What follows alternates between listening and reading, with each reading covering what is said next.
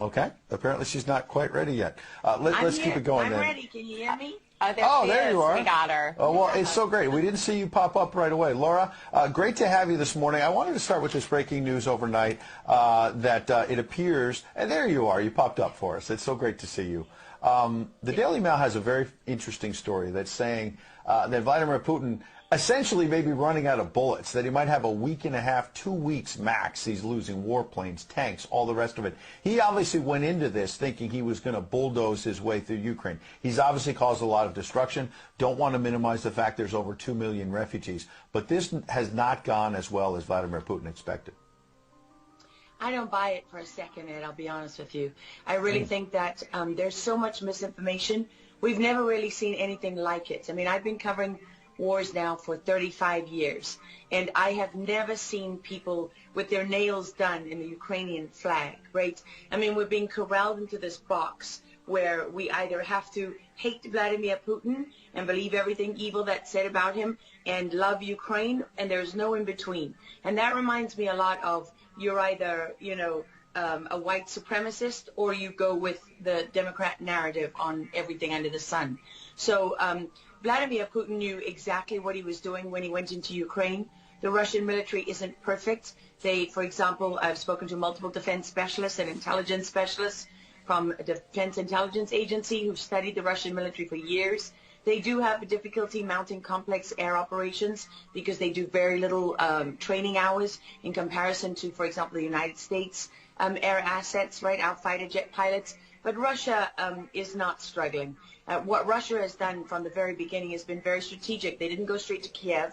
They went to all those bioweapons laboratories that are scattered all over the country. Some of them they built, so they know where they are. They've known where they are since the Soviet Union, because under the Defense Threat Reduction Program, we went in after the fall of the Soviet Union and supposedly turned those facilities from bioweapons labs into public health labs. Although, you know, these days it's hard to believe anything that our leaders tell us, because they've lied about COVID, they lied about Russia collusion, they lied about the Ukraine impeachment trial, and there's so much more going on in Ukraine that nobody is talking about. You see such dishonesty when it comes to the history of Ukraine. You see dishonesty when it comes to the Azov Battalion, which is funded by the U.S. and NATO. I mean, you can find pictures of them online holding up the NATO flag and the swastika at the same time. Their own emblem contains the black sun of the occult, which was a Nazi SS emblem. And it also contains the sideways, you know, lightning insignia of the SS. I mean, this is on throughout the Ukrainian military. You can see that black sun of the occult on their body armor, even on the female soldiers who are paraded in front of the world as being, you know, such an example of Ukraine's independence and spirit and nobility. Even they are wearing the black sun of the occult. And, you know, the White House wants you to believe, well, this doesn't matter, it's just a small number of troops. It's not true. The Azov Battalion has been murdering its way through eastern Ukraine. Yeah. We don't want to admit this. This was why Crimea voted for independence. This is why Crimea wanted to be with Russia. Because we in the media, in the Western media and in the West, won't acknowledge the reality of what's gone on. Western Ukraine backed the Nazis. It was a headquarters for the Nazi SS. The CIA under Alan Dulles actually gave immunity from prosecution to the Nazis of Ukraine from the Nuremberg trials. So there's a long history of the United States and our intelligence agencies funding and arming Nazis in Ukraine. These are not like new neo-Nazi groups that sprung up. These are the actual Nazis from the Second World War, who, if you go back to the Nuremberg trials, said that they were planning for a 1,000-year Reich. And so you have to really wonder, as you look at this, when you know that the CIA sponsored the color revolution in Ukraine in 2013 and 14, that they selected Ukraine's leaders, go to Victoria Nuland's leaked phone conversation where she and the U.S. ambassador are deciding who can lead Ukraine.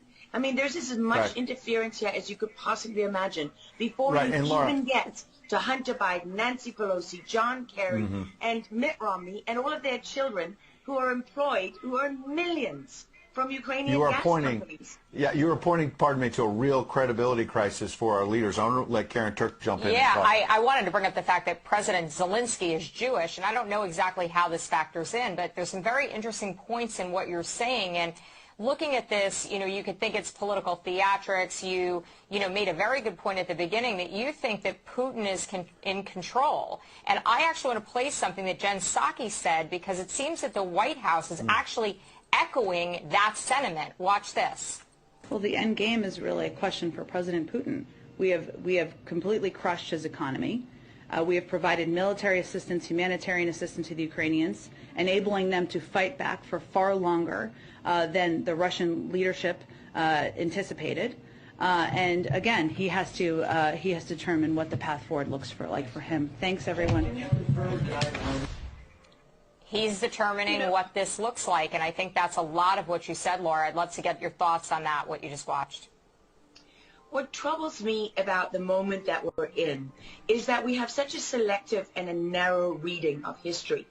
President Zelensky may be Jewish, but he's not the only one in this who suffered during the Second World War, whose ancestors suffered, right? I mean, look at Putin. How many relatives did he lose in the siege of St. Petersburg? People don't know their history. They don't know what made Vladimir Putin. And I'm not I'm not defending him. I don't need to defend Vladimir Putin. My job as a journalist is to try to understand what is the truth here. I don't like being lied to.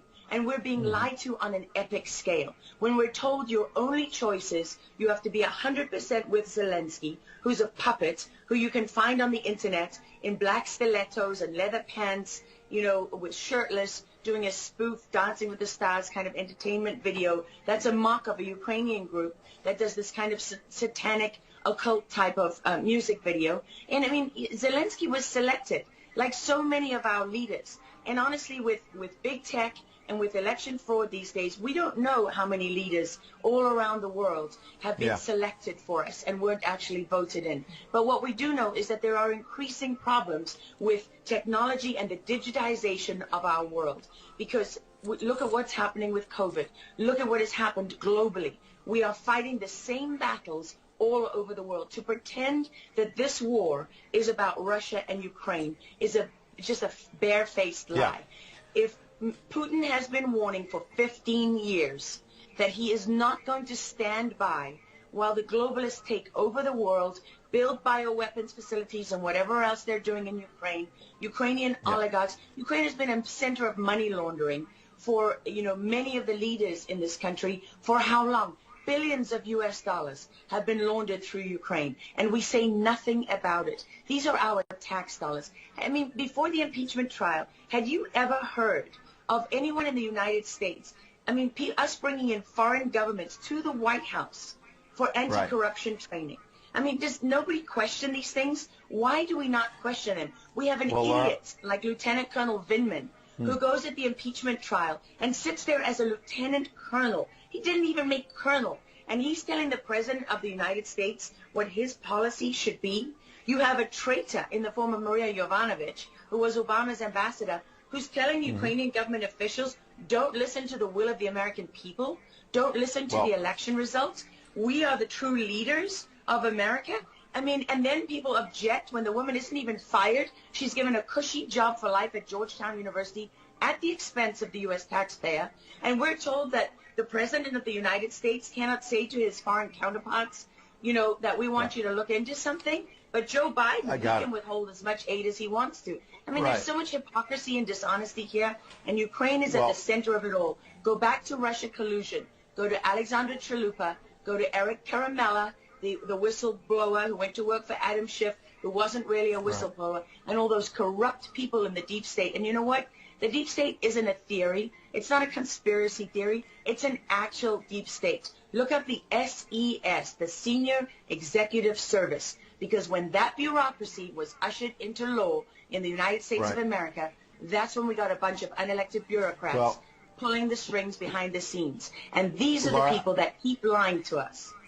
Absolutely. And pardon me, we've got a live chat where we're streaming on Getter, for example, and I'm watching it as you're talking. People are talking about how you're dropping truth bombs and you're a real journalist, and I know that, having worked alongside you for many, many years when you're at CBS and many other places, and maybe they didn't want to hear the truth, but you're dropping those truth bombs now. Unfortunately, we've got to hit a break right now. We'd love to have you back in the days ahead.